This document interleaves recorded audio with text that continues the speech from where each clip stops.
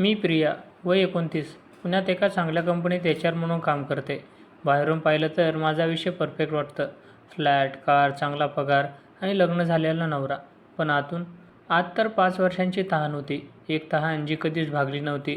सर्वप्रथम मी राहुलला पाहिलं तेव्हा मी फक्त जिममध्ये एक्सरसाइज करायला आले होते. डॉक्टरने सांगितलं होतं, प्रिया तुमचा स्ट्रेस खूप आहे, वेट ट्रेनिंग करा. मी कंटाळले होते. ऑफिस, घर आणि विशेषतः विवाह जीवनाच्या त्या रिकाम्या रात्रींच्या. अजून एक रात्र तिथे माझा नवरा विक्रम फोनवर काम संपवून झोपायचा. त्या दिवशी जिममध्ये पाय ठेवता क्षणी माझं लक्ष गेलं त्या एका माणसाकडे. उंच, रुंद खांदे, टी-शर्टमधून दिसणारे पिळदार हात, त्याचे बायसेप्स जेव्हा वेट उचलताना फुगायचे तेव्हा मला काहीतरी विचित्र वाटायचं. मी स्वतःला म्हणायची, प्रिया तू काय लहान मुलगी आहेस का? पण डोळे मात्र तिकडेच जायचे. मॅडम, फॉर्म बघा. त्याने पहिल्यांदा मला बोलावलं. आवाज गंभीर पण मऊ. शोल्डर प्रेस करताना पाठ सरळ ठेवा. मी लाजून हसलं. सर, मी नवीन आहे. सगळं नवीन शिकायचं आहे. तो हसला. मी राहुल, तुमचा ट्रेनर. घाबरू नका. हळूहळू शिकवतो. त्या दिवसापासून माझ्या जिमच्या वेळा बदलल्या.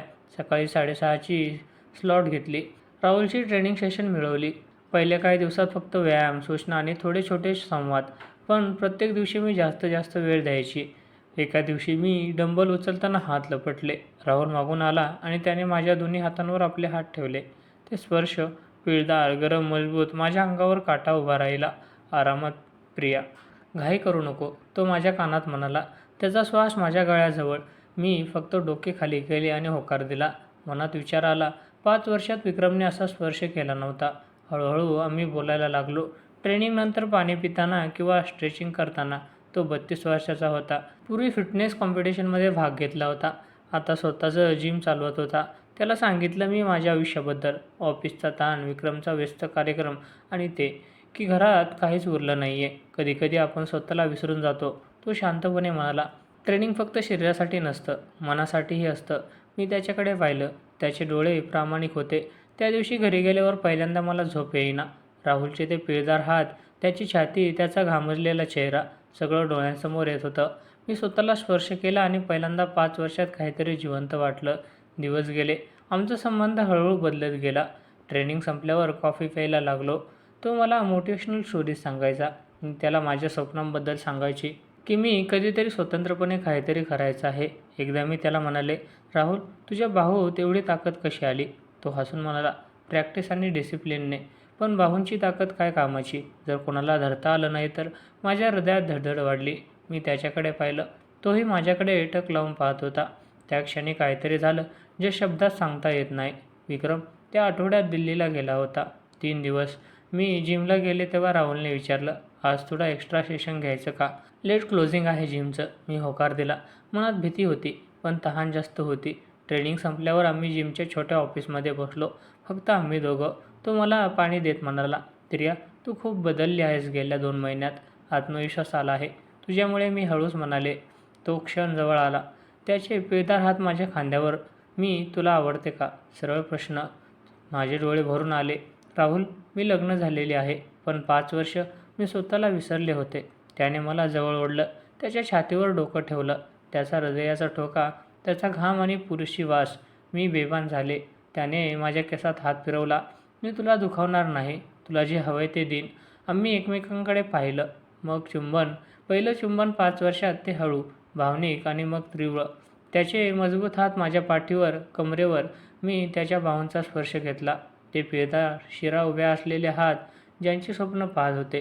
तो मला उचलून टेबलावर बसवणारा तोच मी थांबवले. राहुल, आज रात्र माझ्या घरी ये, कोणी नाही आहे. तो एक क्षण थांबला, मग होकार दिला. ती रात्र घरात शिरताक्षणी त्या भिंतीशी लावलं. चुंबन इतकं तीव्र होतं की माझे पाय लटपटले. मी त्याच्या टी-शर्टमधून हात घातला. त्याची छाती, पोटाचे सिक्सपॅक आणि ते हात. मी त्याच्या बायसेप्सवर हात फिरवला आणि कुजबुजले. त्या हातांनी मला किती दिवस त्रास दिला. तो हसला.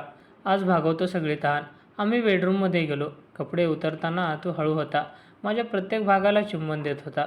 तू खूप सुंदर आहेस प्रिया, तो वारंवार म्हणत होता. मी लाजले, पण पहिल्यांदा स्वतःला सुंदर वाटलं. जेव्हा तो माझ्यात आला तेव्हा मी किंचाळले नाही. फक्त त्याच्या पाठीवर नख खुपसली. 5 वर्षाची तहान एका रात्रीत भागवली त्याने. त्याचे पिळदार हात माझ्या कमरेला धरून मला उचलून मला पूर्णपणे भरून काढत होता. प्रत्येक हालचालीत ताकद होती, पण प्रेमही होतं. तो फक्त शरीर नव्हता, तो मला समजवत होता. राहुल आणखी. मी त्याच्या कानात कुजबुजले.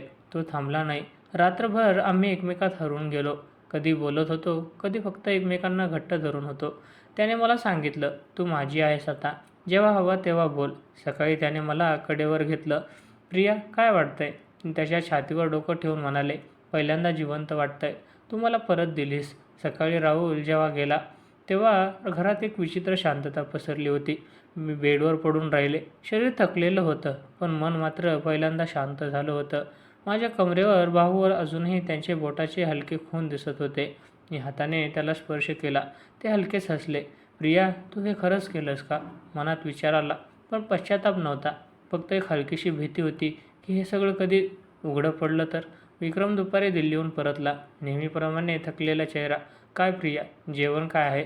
असं विचारलं. मी स्वयंपाक करताना त्याच्याशी बोलत होते, पण मन मात्र राहुलकडे होतं.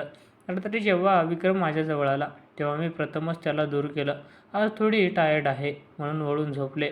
मनात राहुलचे ते पिळदार हात, त्याची छाती, त्याचा आवाज सगळं फिरत होतं. दुसऱ्या दिवशी जिमला गेले तेव्हा मनात धडधड होती. राहुल नेहमीप्रमाणे ट्रेनिंग देत होता, पण त्याच्या नजरेत आता एक वेगळाच खोली होती. जेव्हा कोणी पाहत नव्हतं तेव्हा तो हलकेच माझ्या हाताला स्पर्श करायचा. कशी आहेस कानात कुजबुजायचा. तुझ्यामुळे जिवंत, मी लाजून म्हणाले. ट्रेनिंग संपल्यावर आम्ही जिमच्या मागच्या छोट्या बाल्कनीत बसलो. तिथे कुणी येत नसे. तो माझ्या हातात हात घेऊन बसला. त्याची मजबूत बोटं माझ्या बोटात गुंफलेली. प्रिया, मी तुला जबरदस्ती केली नाही ना? त्याने विचारलं. मी डोके हलवले. नाही राहुल, मी स्वतःला हवे होते. 5 वर्ष मी स्वतःला विसरले होते. तू मला परत आठवण करून दिलीस. तो हसला. त्याचे डोळे मऊ झाले. तुला पहिल्यापासूनच मला काहीतरी झालं होतं. तू फक्त व्यायाम करायला येत नव्हतीस. तू एकटेपण घेऊन येत होतीस. ते मला दिसायचं. आम्ही तासभर बोलत होतो. त्याने आपल्या आयुष्याबद्दल सांगितलं. कशी त्याची मैत्रीण त्याला सोडून गेली, कारण तो फक्त जिम आणि फिटनेसमध्ये गुंग होता. मी विचार केला होता की आता प्रेम करणार नाही, पण तू आलीस. सगळं बदललं. त्या दिवसापासून आमची भेटी वाढल्या. सकाळी ट्रेनिंग, नंतर कॉफी, कधीकधी संध्याकाळी जिम बंद झाल्यावर लाँग ड्राईव्ह. एकदा आम्ही खंडाळ्याच्या रस्त्यावर गेलो. कार थांबवून आम्ही बाजू उभं राहिलो होतो. रात्र होती. हवा थंड होती. राहुलने मला त्याच्या पिळदार बाहूत घेतलं. मी त्याच्या छातीवर डोकं ठेवून उभे राहिले. राहुल, हे काय चाललंय आपलं? मी विचारलं. जे व्हायचं ते होतं. तो म्हणाला, प्रिया, मी तुला प्रेशर देणार नाही. जेव्हा हवं तेव्हा भेटू.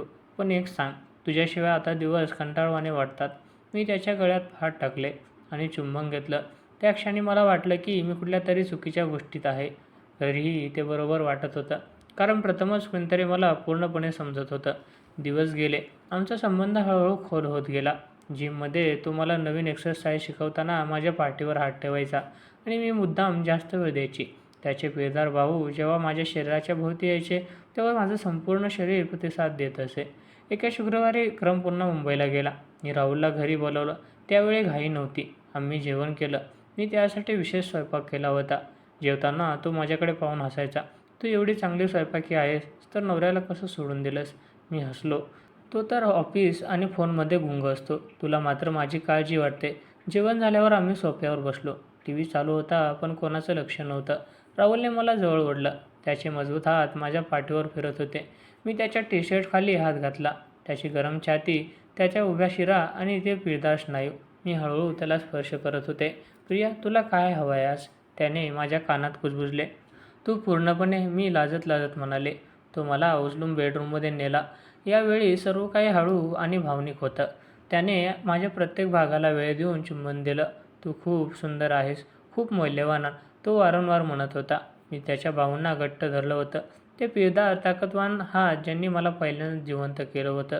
जेव्हा आम्ही एका झालो तेव्हा मी त्याच्या डोळ्यात पाहत होते. त्याचं फक्त शरीर नव्हतं, प्रेम होतं, काळजी होती. मी त्याच्या पाठीवर हात फिरवत होते. त्याचे स्नायू जेव्हा ताणले जायचे तेव्हा मला एक वेगळाच थरार वाटायचा.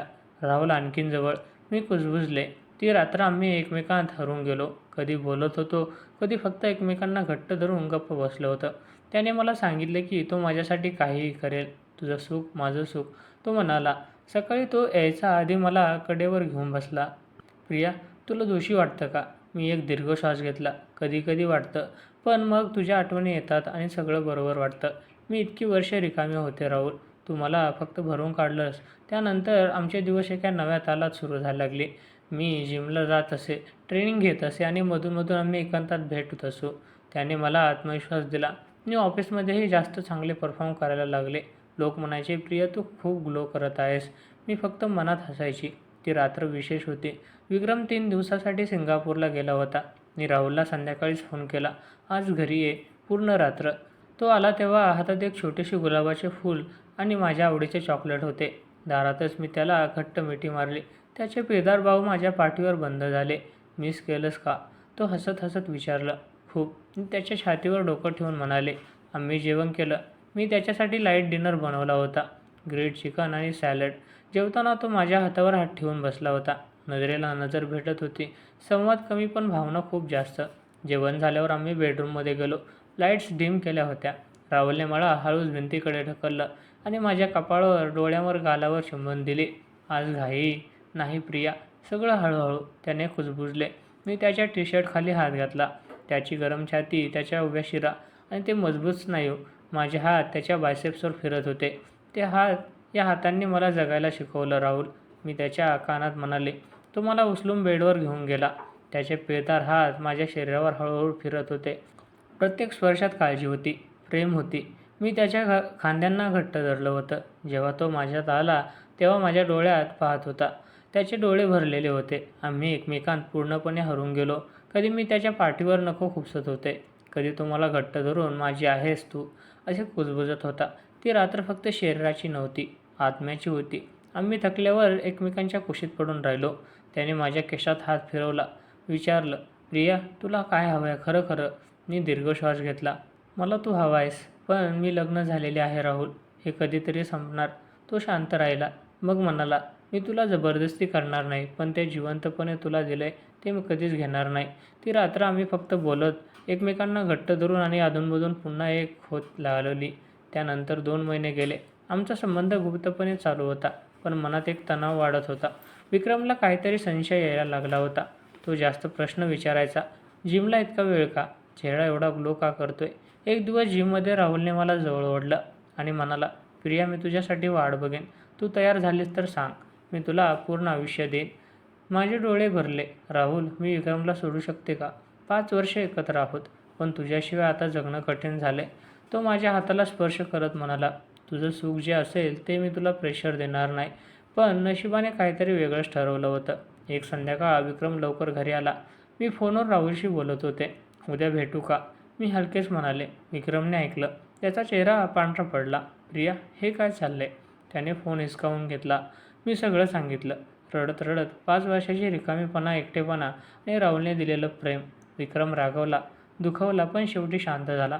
"मी तुला पुरेसा वेळ दिला नाही हे खरं आहे, पण तू हे केलंस." ती रात्र आम्ही दोघंही रडलो. विक्रमने सांगितलं, "मी तुला जबरदस्ती ठेवणार नाही. तुला जे हवे ते घे." 3 महिन्यानंतर मी विक्रमपासून वेगळे झाले. घटस्फोट सवेरदारपणे पूर्णपणे झाला. राहुलने मला पूर्ण साथ दिली. त्याने कधीही घाई केली नाही. तो फक्त म्हणायचा, "तू सुखी झालीस तर पुरे." आज मी राहुलसोबत आहे. आम्ही एकत्र राहतो. मी अजूनही जिमला जाते. तो मला ट्रेनिंग देतो. पण आता ते फक्त व्यायाम नसतं, ते आमचं प्रेम असतं. कधी-कधी रात्री तो मला त्याच्या पिळदार बाहुत घेतो आणि विचारतो, "अजूनही बेभान होतेस का?" मी हसून त्याच्या छातीवर डोकं ठेवते आणि म्हणते, "हो, पण आता फक्त बाहूंमुळे नाही, तुझ्या प्रेमामुळे." 5 वर्षाची तहान एका खऱ्या प्रेमाने भागवली. आयुष्याने एक नवीन सुरुवात दिली. कधी-कधी चुकाव्या कराव्या लागतात, जेणेकरून आपल्याला खरं सुख मिळेल. त्यानंतर आमचे संबंध सुरू राहिले, सावधपणे पण खोलवर. जिममध्ये, ट्रेनिंग, बाहेर छोट्या भेटी आणि कधीकधी रात्री जेव्हा विक्रम दूर असेल. राहुलने मला शिकवलं, शरीर किती सुंदर असू शकतं, प्रेम किती मुक्त असू शकतं. मी आजही जिमला जाते. त्याचे पिळदार हात अजूनही मला बेभान करतात. पण आता त्यात फक्त आकर्षण नाही, प्रेम आहे, भावना आहे आणि एक विश्वास की 5 वर्षाची तहान एका माणसाने भरून काढली. मी प्रिया आता खरोखर सुखी आहे.